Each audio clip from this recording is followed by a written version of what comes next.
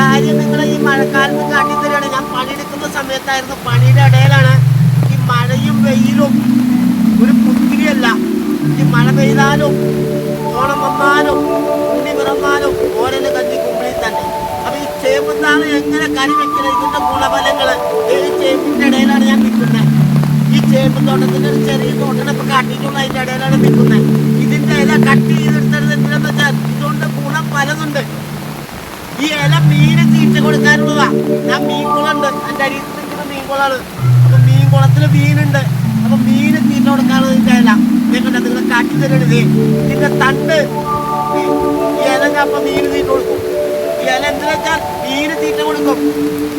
ഒന്ന് ഈ തണ്ട് കണ്ട, ഈ തണ്ട് പരിപ്പും സാമ്പാറിനിടാനും പണ്ടത്തെ കാലത്താണ് മാതാപിതാക്കളോട് ചോദിച്ചാൽ ഇതിന്റെ ഗുണഫലങ്ങൾ അറിയുള്ളൂ.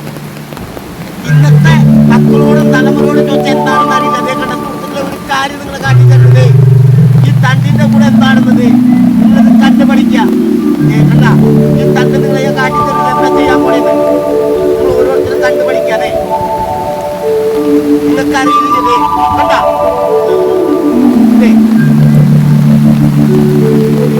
വേറെ ഒന്നും ചെയ്യാനില്ല. കണ്ട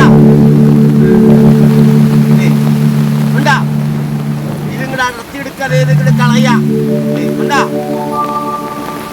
നിങ്ങൾ അറിഞ്ഞിരിക്കേണ്ട ഒരു കാര്യമാണ്. ഈ വരുന്ന തലമുറയെ നിങ്ങൾ പറഞ്ഞു മനസ്സിലാക്കേണ്ടതാണ്.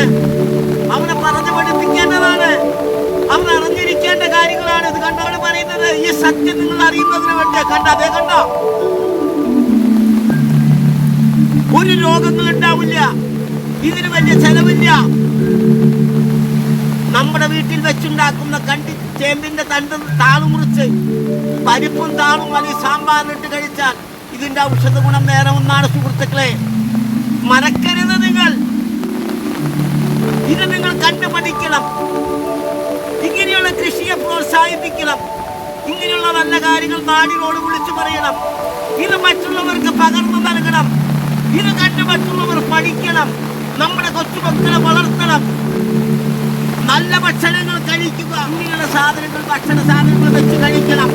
ആരോഗ്യത്തെ സംരക്ഷിക്കണം എന്ന് പറഞ്ഞുകൊണ്ട് അടുത്ത വീഡിയോ കാണുന്നവരെ നിങ്ങൾക്ക് എല്ലാവർക്കും നന്ദി, നമസ്കാരം, ഗുഡ് ബൈ.